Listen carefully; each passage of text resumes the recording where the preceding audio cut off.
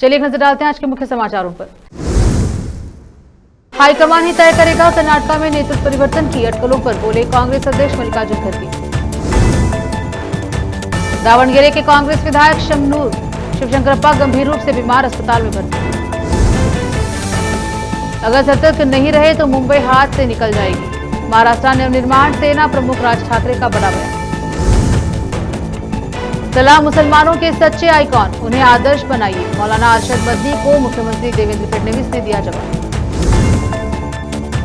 SIR कोई सुधार नहीं, थोपा गया जुल्म है, राहुल गांधी ने चुनाव आयोग पर बोला हमला। जो जालिम मदरसे का कमरा नहीं बना सकते वो अमोनिया नाइट्रेट लेकर बैठे, दिल्ली ब्लास्ट पर बोले असद ओवैसी।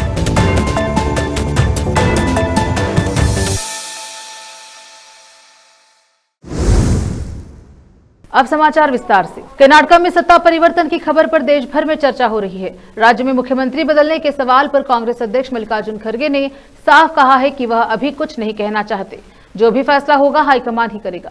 रविवार को अपने बेंगलुरु आवास के बाहर पत्रकारों से बात करते हुए खड़गे ने कहा कि मैंने जो कहना था कह दिया, यहाँ खड़े रहकर आपका समय भी बर्बाद हो रहा है और मुझे भी अच्छा नहीं लग रहा, जो भी है हाईकमान करेगा, आपको ज्यादा चिंता करने की जरूरत नहीं है। उनका यह बयान ऐसे वक्त में आया है जब एक दिन पहले ही मुख्यमंत्री सिद्धरामैया उनके 1 घंटे से ज्यादा समय तक मिले थे।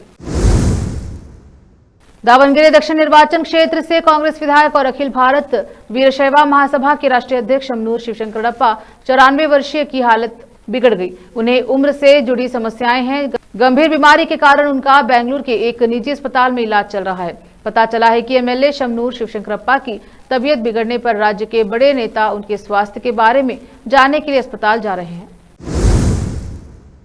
महाराष्ट्र नवनिर्माण सेना एमएनएस प्रमुख राज ठाकरे ने आगामी मुंबई महानगर पालिका बीएमसी चुनाव को लेकर बड़ा बयान दिया। उन्होंने चेतावनी दी है कि यह चुनाव मराठी मानुस के लिए आखिरी साबित हो सकता है।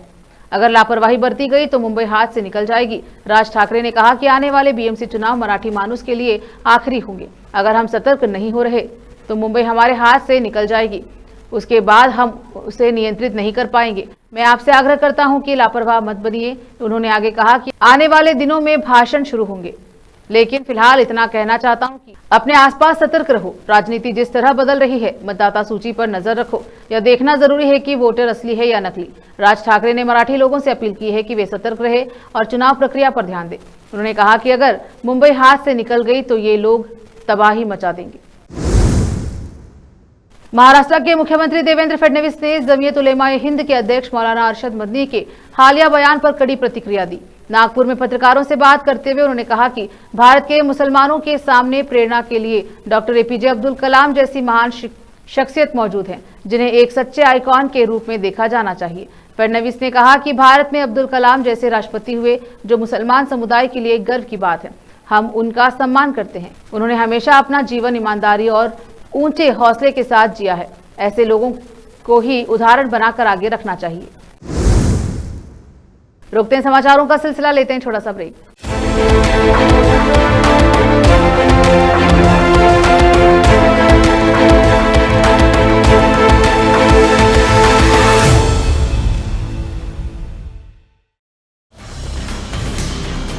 हिंदुस्तान के हर कोने में हम हैं मौजूद।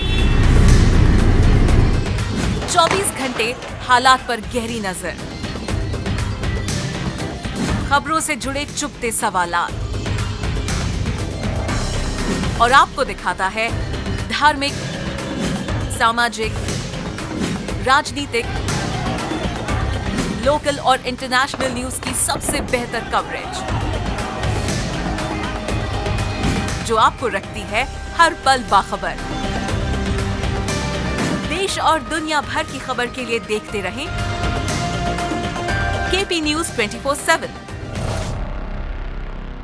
नूर एजुकेशन ट्रस्ट बीदर की ओर से चलाया जाने वाला नूर एमएड और BEd college Bidar, recognized by NCTE Delhi, affiliated to Bidar University, Bidar. Admissions open for the academic year 2025 to 26. विशेषज्ञ और सक्षम शिक्षकों द्वारा शिक्षा प्राप्त करने के लिए नूर एमएड और बीएड कॉलेज बीदर में दाखिला लें और शांत वातावरण में उच्च स्तरीय शिक्षा प्राप्त करें।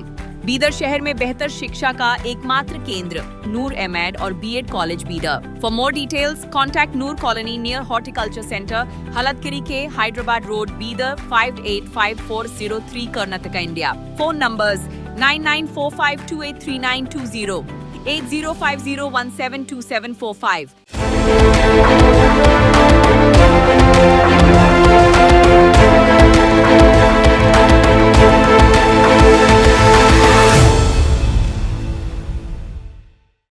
ब्रेक के बाद स्वागत है आपका, देखते हैं समाचार। महाराष्ट्र के डिप्टी सीएम अजित पवार के बयान पर विवाद शुरू हो गया है।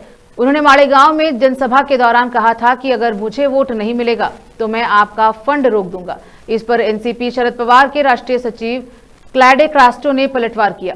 उन्होंने न्यूज एजेंसी IANS से बातचीत में कहा कि अजित पवार एक होशियार और समझदार इंसान हैं, लेकिन ऐसा लग रहा है कि बीजेपी के साथ जाने के बाद उनका बिहेवियर और उनकी सोच भाजपा जैसी हो गई है। उन्हें यह समझना चाहिए कि चुनाव जीतने के बाद वो सिर्फ एक पार्टी के नहीं रह जाते। जहां तक फंड की बात है, वो उनकी पार्टी का नहीं है। क्लाइड क्रास्टो ने कहा कि वो वित्त मंत्री हैं और इस तरह के बयान देकर वह चुनाव को प्रभावित कर रहे हैं। ये इलेक्शन का टाइम है, चुनाव आयोग पर पहले से ही सवालिया निशाना लगा हुआ है। अब देखने वाली बात यह है कि चुनाव आयोग इसे किस तरह से देखता है। उन पर कार्रवाई होनी चाहिए। ये बीजेपी की सरकार लोगों के खिलाफ काम कर रही है। सीएम को भी इस मामले को देखना चाहिए। लोकसभा में नेता प्रतिपक्ष राहुल गांधी ने मतदाता सूची के विशेष गहन पुनरीक्षण SIR को लेकर निर्वाचन आयोग ECI पर हमला बोला और कहा कि नागरिकों को जानबूझकर परेशान किया जा रहा है। कांग्रेस सांसद ने रविवार को X पर लिखा, SIR के नाम पर देश भर में अफरा तफरी मचा रखी है। नतीजा, इस हफ्ते में 16 BLO की जान चली गई। हार्ट अटैक, तनाव, आत्महत्या, SIR कोई सुधार नहीं, थोपा हुआ जुल्म है। उन्होंने आगे कहा कि चुनाव आयोग ने ऐसा सिस्टम बनाया है जिसमें नागरिकों को खुद को तलाशने के लिए 22 साल पुरानी मतदाता सूची के हजारों स्कैन पन्ने पलटने पड़े। मकसद साफ है, सही मतदाता थक कर हार जाए और वोट चोरी बना रोक टोक जारी रहे। विदर्भ क्षेत्र में नगर परिषद और नगर पंचायत चुनाव 2025 की राजनीतिक तस्वीर इस बार धीरे धीरे बदलती नजर आ रही है और इस बदलाव की सबसे प्रमुख आवाज बनकर उभरी है all India Majlis-e-Ittehadul Muslimeen AIMIM की चुनावी अहम पर सिर्फ करंजा तक सीमित नहीं रही, बल्कि अमरावती, अंकोला, वाशिम, बुल्ढाना, यवतमाल और विदर्भ के कई शहरों में AIMIM की लहर स्पष्ट रूप से दिखाई दे रही है। हाल ही में AIMIM की ओर से करंजा लाड में आयोजित एक बड़ी जनता सभा में पार्टी के वरिष्ठ और प्रभावशाली नेता, पूर्व महाराष्ट्र प्रदेश अध्यक्ष सैयद मोइन साहब और वर्तमान AIMIM महाराष्ट्र प्रदेश उपाध्यक्ष हाजी यूसुफ पंजाब साहब ने जनता के बीच जोरदार अपील की। उन्होंने कहा कि विदर्भ के हर क्षेत्र में जहां जहां AIMIM के उम्मीदवार नगर परिषद, नगर पंचायत, नगराध्यक्ष या नगर सेवक के रूप में मैदान में, उन्हें भारी बहुमत से जिताकर लाना है हर जागरूक नागरिक की जिम्मेदारी है। सभा में सैयद मोइन साहब ने अपने भावनात्मक और स्पष्ट संबोधन में कहा, AIMIM केवल एक पार्टी नहीं बल्कि यह एक सोच है, इंसाफ की सोच, संविधान की सोच, गरीबों की आवाज उठाने की सोच और समाज के कमजोर और उपेक्षित तबकों को उनके अधिकार दिलाने की सोच। उन्होंने कहा कि विदर्भ में AIMIM की जड़ें पहले से ही कहीं अधिक मजबूत हो रही हैं। अब समय आ गया है कि नागरिक AIMIM को सिर्फ समर्थन नहीं बल्कि नेतृत्व का पद भी सौंपे। उन्होंने कहा कि अमरावती, अंकोला, कारंजा, वाशिम और विदर्भ के अन्य हिस्सों में जहां जहां AIMIM के उम्मीदवार मैदान में हैं, वहां जनता को एकजुट होकर उन्हें भारी बहुमत के साथ विजयी बनाना चाहिए। सभा में AIMIM महाराष्ट्र प्रदेश उपाध्यक्ष हाजी यूसुफ पंजाबी साहब ने भी अपने संबोधन में कहा कि विदर्भ क्षेत्र की राजनीतिक और सामाजिक जरूरतों को समझते हुए AIMIM अब एक सशक्त विकल्प बन चुका है। हाजी यूसुफ पंजाबी साहब ने कहा कि अगर हम चाहते हैं कि विदर्भ की आवाज विधानसभा और संसद तक पहुंचे तो हम आज AIMIM को मजबूती के साथ नगर परिषद और नगर पंचायतों में पहुंचाना होगा। सभा के अंत में नागरिकों से एकजुट होकर यह अपील की गई कि जहां जहां AIMIM के उम्मीदवार नगराध्यक्ष और नगर सेवक के रूप में चुनाव लड़ रहे हैं, अमरावती, अंकोला, कारंजा, वाशिम, बुल्ढाना, यवतमाल और विदर्भ के हर शहर में उन्हें भारी बहुमत से चुनकर भेजे। उदगीर से संवाददाता मौलाना नौशाद कासमी की रिपोर्ट।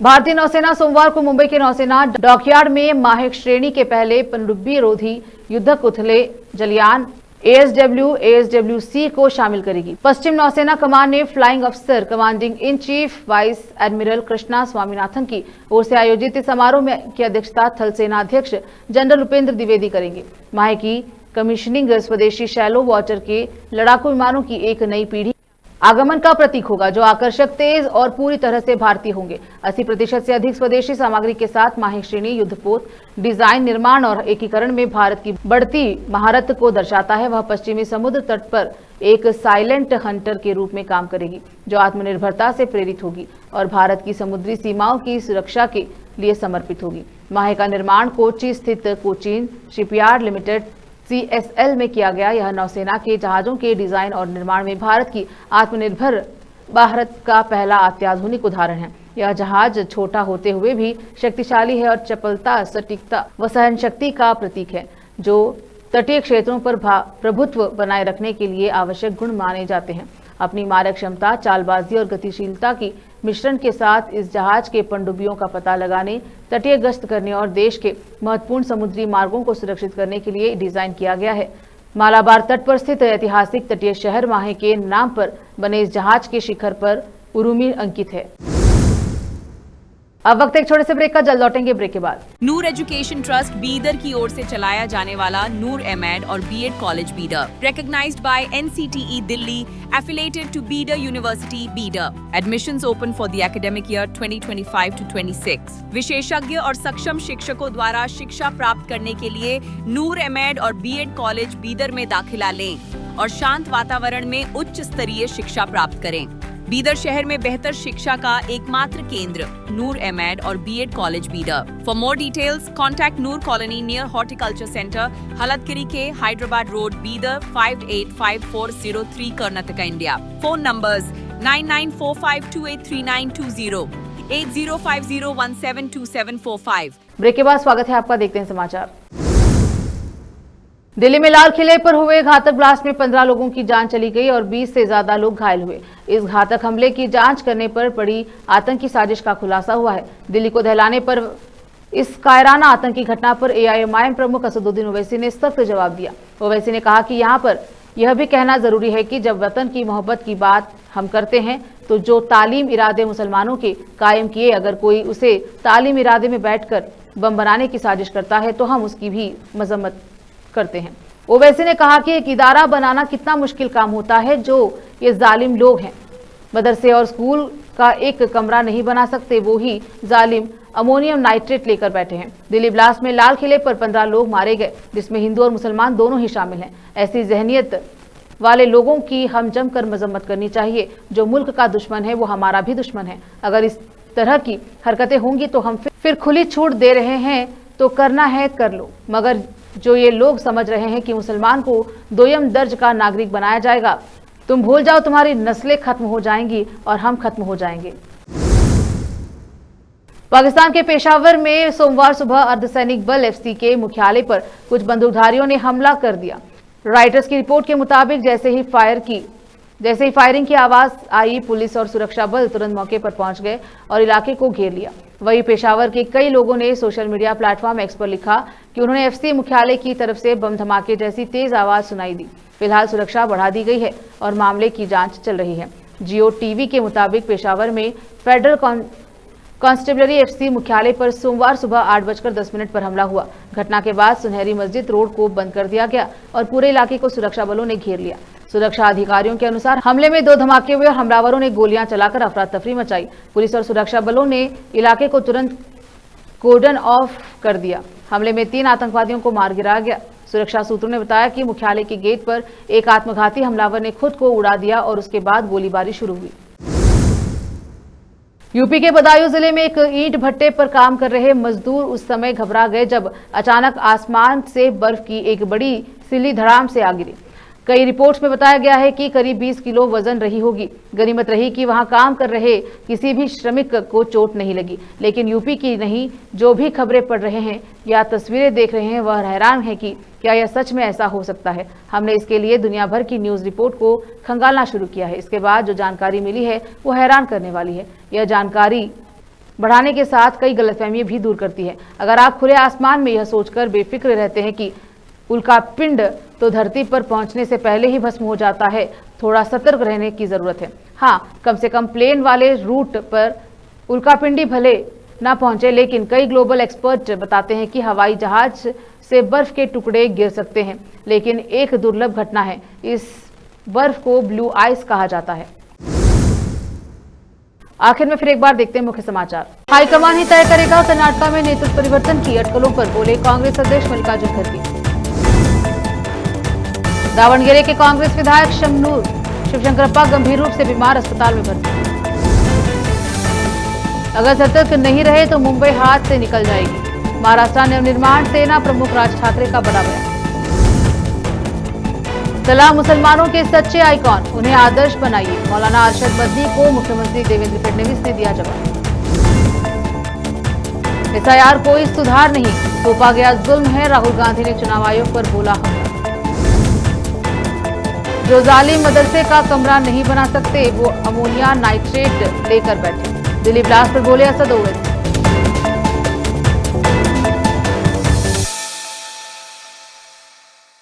केपी न्यूज के बुलेटिन में अब तक के लिए इतना ही। देश विदेश और स्थानीय समाचारों के लिए चैनल को लाइक, शेयर, सब्सक्राइब जरूर करें। धन्यवाद।